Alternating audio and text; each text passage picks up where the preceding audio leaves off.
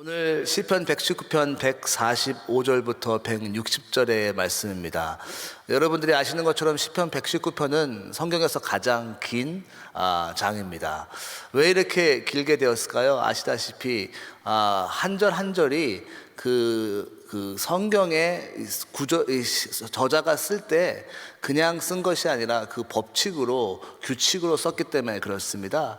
그것은 무엇이냐면은 그 히브리 알파벳에 따라서 히브리 알파벳이 22개 있는데요. 그 하나의 알파벳마다 그 8절씩을 소비해서 그 알파벳의 그 구절의 첫 자가 알파벳의 그 시작으로 이렇게 하고, 그리고 모든 구절마다 말씀에 대한 단어가 하나 들어있기 때문에 그렇게 하다 보니까 8 곱하기 21 하다 보니까 176절이 되었습니다. 제가 시편 119편을 참 어렸을 때 너무 어렵게 읽었는데요. 왜냐하면 우리 어머님이 저에게 하루에 한 장씩 성경을 읽으라고 꼭 말씀하셨는데, 제가 시편을 참 좋아했거든요. 그래서 왜냐하면 너무 짧아서. 근데 시편 119편이 올 때마다 우리 어머님한테, 어머님 시편 119편도 한 장을 읽어야 되겠습니까? 우리 어머님 뭐라고 말씀하실 것 같습니까? 당연하지. 그래서 참 이렇게 밤에 저는 특히 성경을 읽었는데 너무나 어렵게 읽었다는 기억이 납니다. 드디어 오늘하고 내일이 시편 119편이 끝납니다. 할렐루야. 말씀을 사랑해야 되는데 참.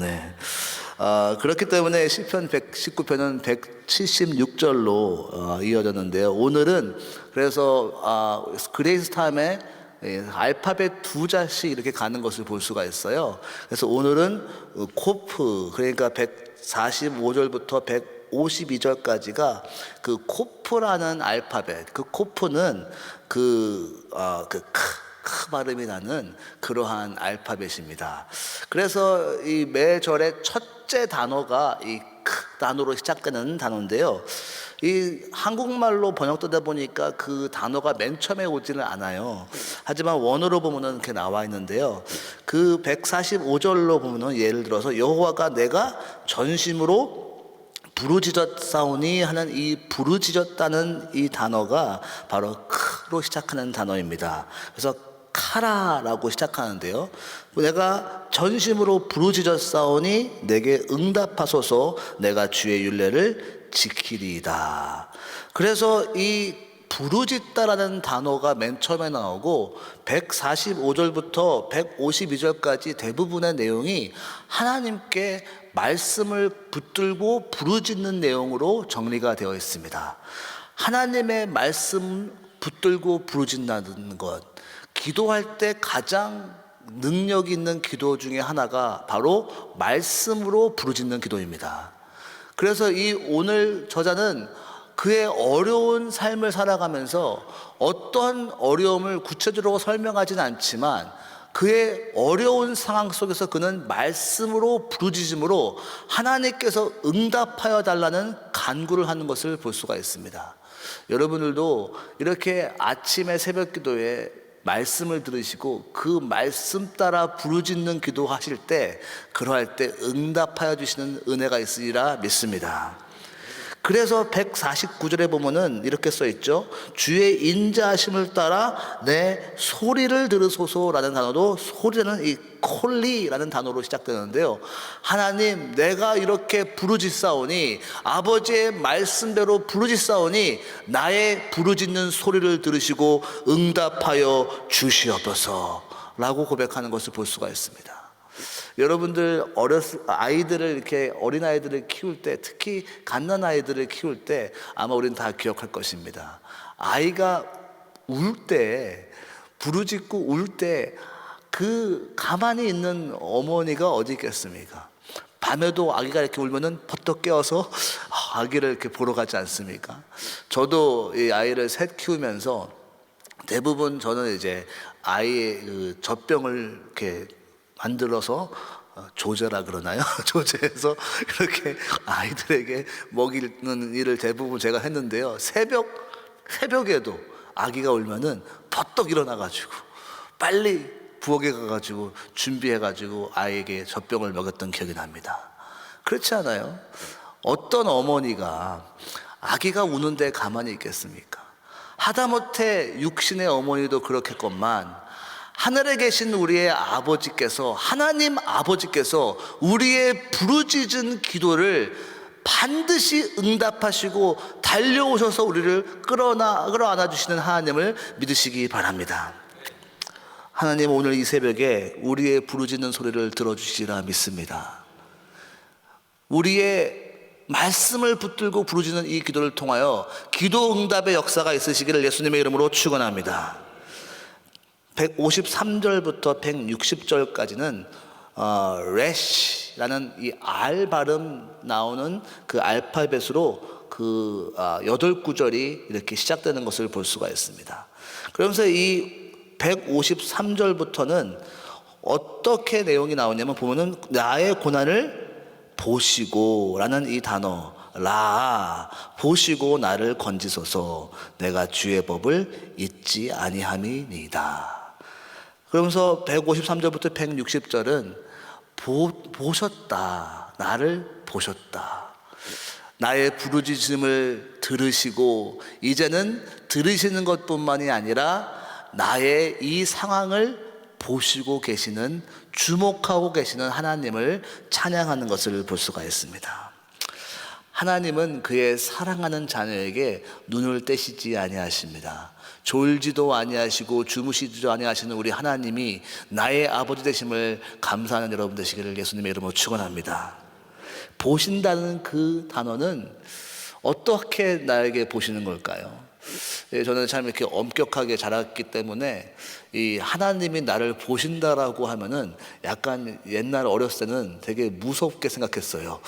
얘가 잘하고 있나? 얘 잘못했는데? 이렇게 무서운 눈빛으로 보신 것을 제가 상상을 많이 했습니다. 예수님이 십자가에 돌아가시면서 베드로가 3번 예수님을 부인하고 성경 말씀에 보면 예수님께서 베드로를 보았다라고 하는 그 눈빛은 어떤 눈빛이었을까요? 베드로야, 내가 너에게 말하지 않았느냐? 너가 분명히 그럴 줄 알았어라는 그런 책망의 눈빛이었을까요? 아닐 것입니다. 예수님은 베드로를 사랑의 눈빛으로 보셨을 것입니다. 하나님은 우리를 어떤 눈빛으로 보고 계실까요? 정말 너무나 사랑스러워서, 너무나 요즘 세상 말로 눈에서 꿀이 떨어진다는 말이 있는데, 나를 보면서 그렇게 사랑하는 눈빛으로 보시리라 믿습니다. 나를 보시는 그 눈빛은 사랑의 눈빛으로 감싸주시는 눈빛이라 믿습니다. 이사야서 49편 15절 16절에 이렇게 써 있습니다. 여인이 어찌 그 젖먹는 자식을 잊겠으며 자기 태에서 난 아들을 긍휼히 여기지 않겠느냐. 그들은 혹시 잊을지라도 나는 너를 잊지 아니할 것이라. 내가 너를 내 손바닥에 새겼고 너의 성벽이 항상 내 앞에 있나니. 할렐루야. 하나님은 우리를 사랑의 눈빛으로 늘 지켜보시는 하나님이 우리의 아버지 되심을 믿으시기 바랍니다. 오늘도 우리에게 이 기도하는 모습을 보시고 사랑의 눈빛으로 보시며, 사랑하는 나의 아들아, 사랑하는 나의 딸아, 내가 너의 부르짖는 기도를 내가 들었고, 내가 너의 기도하는 모습을 내가 보았고, 너가 골방에서 하나님께 나아가는 그 모습을 보았고, 내가 이 아름다운 성전에서 하나님을 섬기는 것을 보았고, 내가 너의 평생에 하나님을 따라온 그 발걸음을 내가 보았노라. 내가 너와 함께 하시는 하나님을 오늘 너가 알게 될 것이라는 그 하나님의 사랑의 눈빛과 사랑의 음성을 들으시는 이 아침 되시기를 예수님의 이름으로 축원합니다. 제가 나누고 싶은 한 구절 말씀은요, 151절 말씀입니다. 다 같이 한 목소리로 읽겠습니다. 시작. 여호와여 주께서 가까이 계시오니 주의 모든 계명은 진리니이다. 아멘. 지난 어저께였죠. 우리 사랑하는 담임 목사님께서 흔들리는 세상에 흔들리지 않는 나라를 경험하라는 말씀을 나셨습니다. 저는 참 큰 은혜 받았는데요. 이 시편 기자도 아마 어려운 그 삶을 살아가는 그런 상황이었던 것 같습니다. 쉽지 않은 인생길을 걸어가면서 아마도 그가 붙들을 수 있는 것은 하나님의 말씀이었을 것이고, 그 말씀 때문에 그는 그 자리까지 견딜 수 있었겠으며, 또 기도로서 부르짖으며 하나님께서 말씀대로 성취하시는 것을 경험하기 위해 간절히 기도의 자리에 나갔던 것을 볼 수가 있습니다. 특별하게 어려움이 닥치자 그 어려움은 점점 더 조여오는, 그 목을 조여오듯이 어려움을 경험했던 것을 오늘 말씀을 통해서 볼 수가 있어요. 150절에 보면 이렇게 써 있습니다. 악을 쫓는 자가 가까이 왔사오니 저희는 주의 법에서 머니이다. 말씀드렸다시피 이 첫 8절은 코프, 크 발음 나는 알파벳으로 시작하는데, 이 150절과 151절에 그 크 발음 나는 코프의 단어는 바로 가까이라는 단어입니다. 그가 하나님 앞에 부르짖을 때 하나님은 그를 외면하지 아니하시고, 하나님이 가까이 오셔서 이 저자의 저자를 안으시고 사랑해 주시는 그 말씀을 선포하고 있는데, 150절에 보면은 이 가까이라는 단어를 이렇게 시작하죠. 악한 자들이 나에게 가까이 다가오고 있습니다. 정말 어려움이 코앞까지 다가온 그런 경험들은 여러분들 하실 수 있으리라 믿습니다.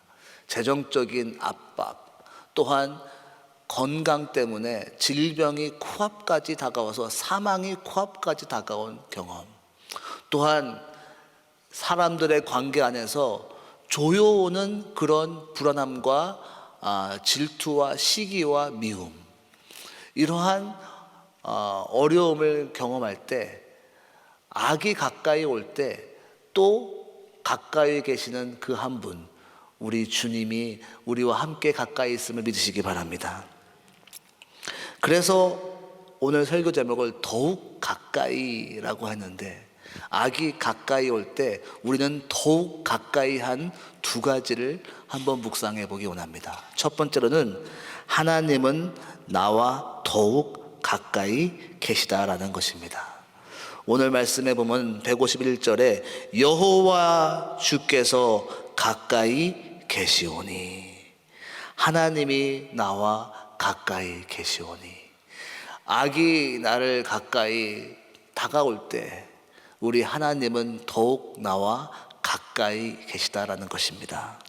믿으십니까? 가까이 계신 하나님을 좀 유식한 용어로 우리가 이미 많이 알고 있지만 무슨 말로 할 수 있을까요? 임마누엘 아닐까요? 임마누엘. 이사야서 7장 14절에 임마누엘의 이야기가 나와 있죠. 그러므로 주께서 친히 징조로 너희에게 주실 것이라. 보라, 처녀가 잉태하여 아들을 낳을 것이요 그 이름을 임마누엘이라 하리라. 예수 그리스도가 이 세상에 오실 임마누엘의 예언이 써 있죠. 하지만 그 이 임마누엘의 예언의 백그라운드는 어떤 내용입니까? 이사야가 아하스 왕의 시절에 사역을 감당했을 때 참 아하스 왕은 역사적으로 참 악한 왕이었죠. 자기 아들을 그 몰렉의 우상에 빠져서 자기 아들을 불로 지나가게 하는 왕이 아하스 왕이었다고 합니다.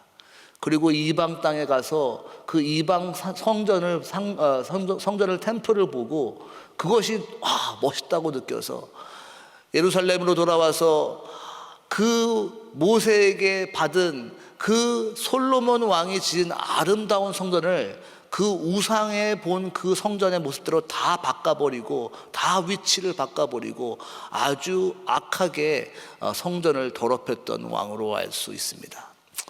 그렇게 악한 왕이니 하나님께서 반드시 깨닫게 하시기 위해서 적들을 보내셔서 예루살렘을 다 쌓아서 공격을 했던 그 시점에 이사야 선지자가 아하스 왕에게 나와서 걱정하지 마라, 하나님께서 반드시 도와주실 것이라는 긍휼의 말씀을 듣습니다. 가장 어려울 때에 하나님은 우리와 가까이 계시는 임마누엘의 은혜가 있으심을 믿으시기 바랍니다. 우리가 가장 어려운, 가장 어두운 시절을 지나갈 때 그 시절을 하나님은 그냥 지나가는 것이 아니라 오히려 우리에게 더 가까이 오셔서 임마누엘 하나님, 나는 너와 함께 할 것이요 어떠한 어려움에도 난 너를 절대 버리지 아니할 것이라는 하나님의 사랑의 그 메시지가 임마누엘 메시지가 아니겠습니까? 그리고 이 예수님이 다시 이 세상에, 예수님이 첫 오셨을 때 그 로마의 압제에 가장 메시아를 갈망하는 그 시점에 예수 그리스도를 처녀를 통하여서 성령으로 잉태하게 하시고 임마누엘이라고 선포하시고 주 예수 그리스도가 우리 땅에 오셨을 뿐만 아니라 처녀 마리아가 그가 남자를 상관하지 않았지만 그가 가장 어려운 그 두려움 속에 있을 때 천사가 나타나 임마누엘, 성령을 통하여서 임신하게 된 것이라고 가르쳐줬고, 또한 이 2000년이 흐른 이 가장 어두운 시절에도 다시 오실 우리 예수님, 우리 삶에 한 번도 우리를 포기하지 않는 임마누엘 하나님이 우리와 늘 가까이 계시는 것을 믿으시기 바랍니다. 그리고 예수님은 이렇게 우리에게 귀한 말씀을 해주셨죠. 마태복음 28장 20절 다 같이 한 목소리 읽어볼까요? 내가 너희에게 분부한 모든 것을 가르쳐 지키게 하라. 볼지어다 내가 세상 끝날까지 너희와 항상 함께 있으리라 하시니라. 아멘. 지금 이 흔들리는 세상 속에서도 우리 주님은 걱정하지 마라. 내가 너와 항상 함께 있으리라. 끝까지 복음을 붙들고 복음 붙들고 세상 끝날까지 가라. 내가 그곳에 너와 항상 함께 하리라. 여러분들 어려운 상황에 있습니까? 정말 악이 나에게 가까이 와서 사망이 나에게 가까이 온 것처럼, 또한 그 악한 사람들이 나를 조여오는 그 어려움 속에 있습니까? 그 어려움 속에서도 더 가까이 계신 우리 하나님, 더 가까이 계신 우리 주님을 만나시고 주님 통하여 그 어려움을 통과하실 뿐만 아니라 승리로 주께 영광 돌리는 여러분 되시길 예수님의 이름으로 축복합니다. 또한 무엇을 더 가까이 되겠습니까? 마지막으로 우리가 진리의 말씀을 더욱 간절히 가까이 하라라는 것입니다. 아멘. 오늘 본문 말씀에 여호와여 주께서 가까이 계시오니 주의 모든 계명은 진리니이다. 진리라는 단어가 어떠한 의미일까요? 물론 사실이다, 물론 이것은 변하지 않는 진리다라고 하지만 원래 원어적 이 진리의 의미는 흔들리지 않는 신뢰할 만한 것이라는 의미입니다.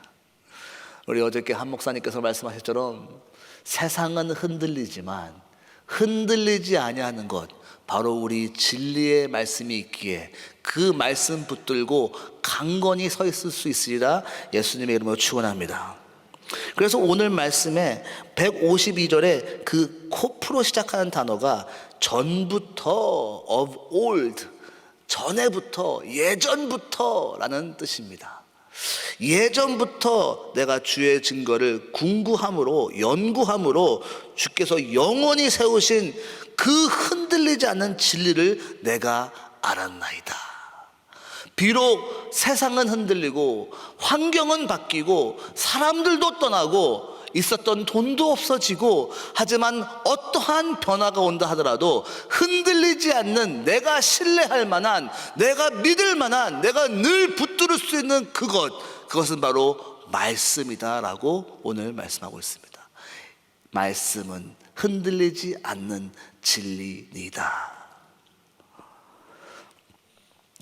우리가 익히 알고 있는 이사야서 40장 8절 다 같이 한번 읽어볼까요? 시작. 풀은 마르고 꽃은 시드나 우리 하나님의 말씀은 영영이 서리라 하라. 아멘. 이사야 선지자는 참 어려운 사역을 감당했죠. 하나님께서 이사야 선지자를 부를 때 누가 나를 위하여 갈고 하셨습니다. 그럴 때 이사야가 은혜를 받아서 나를 보내소서. 얼마나 멋지고 은혜스러운 장면입니까? 근데 그 다음에 하나님께서는 이렇게 이사야에게 말씀하십니다. 너가 가서 복음을 전할 것이나 아무도 듣지 아니할 것이다. 아무도 너에게 귀 기울이지 않을 것이다. 참 그랬습니다. 이사야 선지자의 그 사역은 아무도 그의 말을 듣지 않는 그 어려운 그 하반기에 사역을 마치는 것을 볼 수가 있습니다.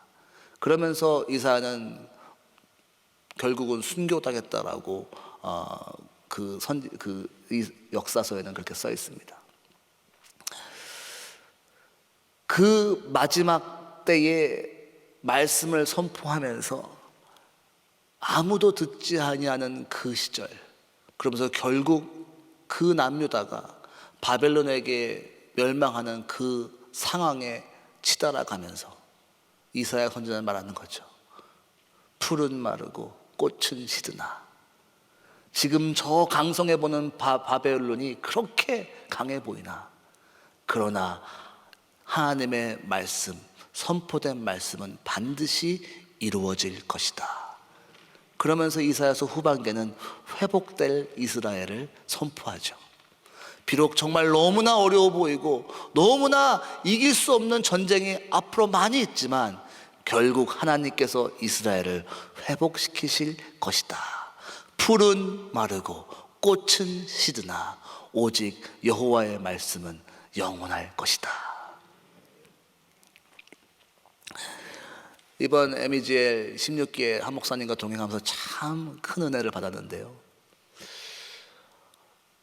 각 TD 사역마다 참 특별한 은혜가 특별한 시간에 주어진 것을 경험할 수가 있어요. 채플 시간에 참 너무나 은혜를 받았는데요, 그때 주품에라는 찬양을 이렇게 하였습니다. 그 찬양 때 하늘 문이 열리고 성령의 임재가 가득한 것을 경험했어요. 그 아랍에 있는 그 중동에 있는 그 사람들의 그 불안함과 흔들리는 그 정세에 살아가는 삶들을 한번 상상해 봤습니다.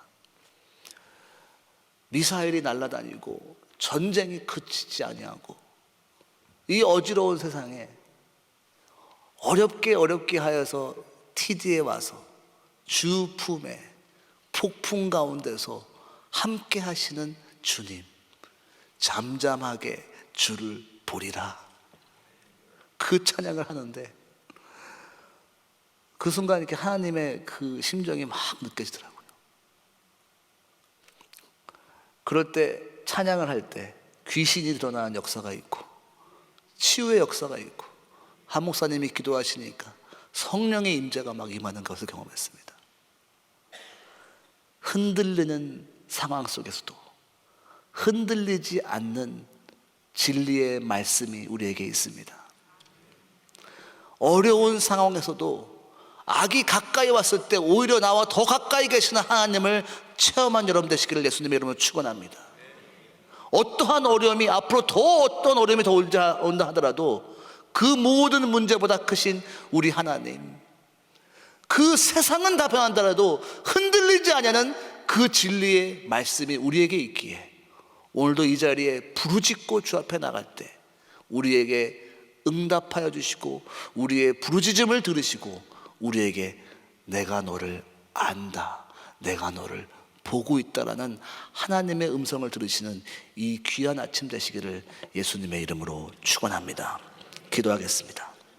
하나님 아버지, 시편 119편을 묵상하며 신실하신 하나님의 말씀을 다시 한번 묵상하게 하시니 너무나 감사를 드립니다.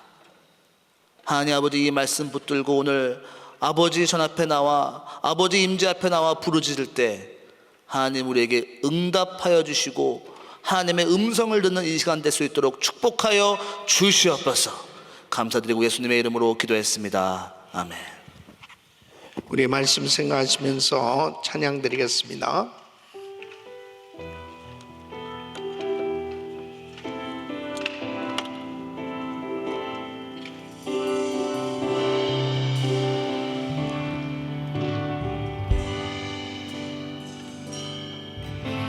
주께 가까이 날 이끄소서. 주소서. 간절히 주님만을 원합니다. 채워주소서. 주의 사랑을 진정한 찬양 드릴 수 있도록 두 손 높이 드시고 주께 가까이 날 이끄소서. 간절히 주님만 원합니다. 채워주소서. 주의 사랑을 진정한 찬양 드릴 수 있도록 목마른 나의 영 주를 부르니 나의 맘 만져 주소서. 주님만을 원합니다. 더 원합니다. 나의 맘 만져 주소서.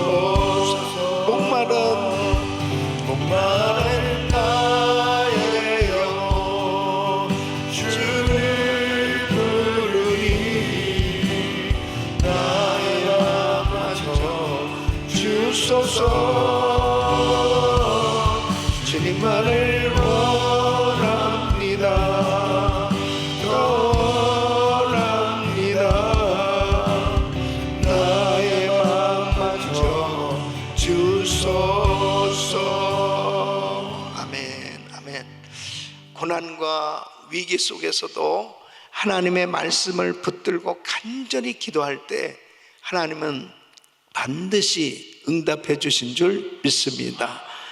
위경 가운데 하나님의 말씀을 보내사 나를 살리셨도다. 하나님의 말씀을 붙들어야 돼요. 그 말씀을 붙들면 사는 거예요. 말씀은 생명이기 때문입니다. 시편 기자는 새벽보다 먼저 일어났다 이런 표현을 하고 있어요. 그러니까 얼마나 간절함이 있으면 그 시간을 구애받지 아니하고 주의 말씀을 바라는 그 영적인 갈망함이 있었기 때문에 새벽보다 먼저 일어나 이런 표현을 쓰고 있어요. 정말 고난 가운데 가장 힘들고 어려운 상황 속에 있는 성도님들을 새벽보다 먼저 일어나 그 하나님의 말씀을 더욱더 갈망하시고 그 주님의 말씀을 붙들고 전적으로 인자하신 하나님을 의지하고 부르짖으면 말씀의 역사가 일어나는 것입니다. 그 갈망하는 그 하나님을 찾고자 하는 이 갈망함이 하나님의 말씀을 사랑하는데 그 말씀을 더 가까이 하는 것으로 우리는 표현되어지게 돼 있어요. 말씀은 눈에 보이는 하나님이거든요. 그러니까 이 하나님의 말씀을 가까이 하는 것이 하나님을 가까이 하는 거잖아요. 그 하나님을 사랑하는 사람은 하나님의 말씀을 사랑하게 돼 있어요. 어느 때도 고난 속에서도. 어떤 사람은 고난 가운데서는 하나님의 말씀을 멀리하고 예배를 멀리하는 그런 경우를 종종 봐요. 그런데 사실은 고난 속에서 더 붙들어야 될 것은 하나님의 말씀입니다. 더 드려야 될 것은 예배예요. 그 가운데 하나님의 역사는 일어나는 것입니다. 하나님 살아 계십니다. 그 약속의 말씀 붙들고 오늘도 승리하시기를 예수 이름으로 축원합니다. 두 손을 가슴에 모으시고 몸이 아픈 분들 아픈 곳에 손을 얹으십시오. 거룩하신 아버지 하나님, 내가 새벽 전에 부르짖으며 주의 말씀을 바랬다고 시편 기자는 하나님의 말씀을 따라 나를 살려달라고, 소생케 해달라고, 주님께 더욱더 가까이 하겠다고 고백하며 어려운 위기의 순간에도 하나님의 말씀을 더 갈망하고 사모했던 그 중심을 우리도 본받아서 더 주님을 가까이 하고 하나님의 말씀을 더욱더 갈망하는 사모함 있게 하여 주시옵소서. 은혜를 베풀어 주시옵소서. 어떤 위기의 순간에도, 어떤 고난 속에서도, 어떤 어려운 환경 가운데서도 내 곁에 계신 하나님의 말씀을 더욱더 의지하고 나가게 하여 주셔서 하나님의 약속의 말씀이 우리 삶에 이루어질 수 있도록 도와 주시옵소서. 변함없으신 하나님, 어제나 오늘나 영원토록 동일하신 하나님, 그 주님의 그 크신 사랑, 그 은혜에 늘 감격하며 살게 하여 주시고, 오늘도 위경 가운데 있는 성도들을 말씀을 보내사 살려 주시옵소서. 일으켜 주시옵소서. 회복시켜 주시옵소서. 은혜를 더하여 주시옵소서. 위대한 간증들이 넘쳐나게 하여 주시옵소서. 사업장을 축복하여 주시옵소서. 열어 주시옵소서. 해결되게 하여 주시옵소서. 지경이 넓혀져서 세계 선교 감당하게 하여 주시옵소서. 모든 연약한 육신들 치유하여 주셔서 아버지 하나님께서 부으시는 놀라운 은혜로 불치병이 치유받게 하여 주시옵소서. 암세포가 없어지게 하여 주시옵소서. 모든 수치가 정상이 되게 하여 주시고 건강한 몸으로 마음껏 봉사하고 선교할 수 있도록 축복하여 주시옵소서. 믿음대로 될지어다. 믿음대로 될지어다. 하나님의 역사가 일어나게 하여 주시고 다음 세대들이 불같이 일어나게 하여 주셔서 아버지 하나님 우리 자녀들을 축복하여 주시고 모든 세대가 연합하여 땅끝까지 세계 선교 감당할 수 있도록 도와 주시옵소서. 이 미국을 살려 주시옵소서. 미국의 영적 대부흥이 일어나게 하여 주시옵시고 아버지 하나님 미국이 참으로 청교도 신앙이 회복되어지고 세계 선교를 감당하는 나라로 하나님 축복하여 주시옵시고 우리 대한민국 축복하여 주셔서 공의와 정의가 바로 세워지는 나라 남북한이 하루속히 복음으로 통일되어지고 세계 선교 감당하는 제사장 나라 되게 하여 주옵소서. 이제는 우리 주 예수 그리스도의 은혜와 우리 하나님 아버지의 그 무한하신 사랑과 성령님의 감동 감화 교통 충만하신 은총이 고난 속에서도 붙드는 하나님의 말씀, 그 말씀 붙들고 더욱 주님께 가까이 나간 하나님 앞에 더욱더 드려지길 원하는 모든 성도들 머리 위 이제로부터 영원토록 함께 있을지어다. 아멘. 아멘. 아멘. 네, 기도하실 자리 잡으시고 그리스타인 기도 제목 가지고 우리 같이 기도하시는데요. 담임 목사님 가정과 사역을 위해서 기도해 주시기를 바랍니다. 한 주간 이제 시작되어지는데 많은 사역들이 지금 준비되어 있습니다. 위해서 계속 기도해 주시길 바라고요. 단기 선교팀들 위해서 기도해 주시길 바랍니다. 부서는 법률지원국 김섭 장로님, 또 이동양 장로님, 또 이 부원들 위해서 기도해 주시기를 바랍니다. 지금 이동양 장로님도 이 암투병을 하고 계신데 장로님도 속히 회복돼서 이 부서 사역 잘 감당하실 수 있도록 위해서 기도해 주시길 바랍니다.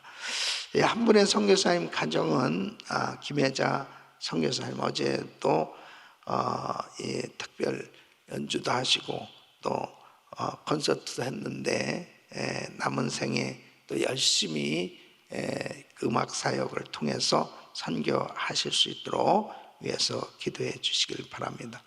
지금 전쟁 가운데 있는데 속히 이 전쟁이 종식되어질 수 있도록 위해서 기도해 주세요. 자, 우리 주여 부르짖고 기도합니다. 주여, 주여, 주여.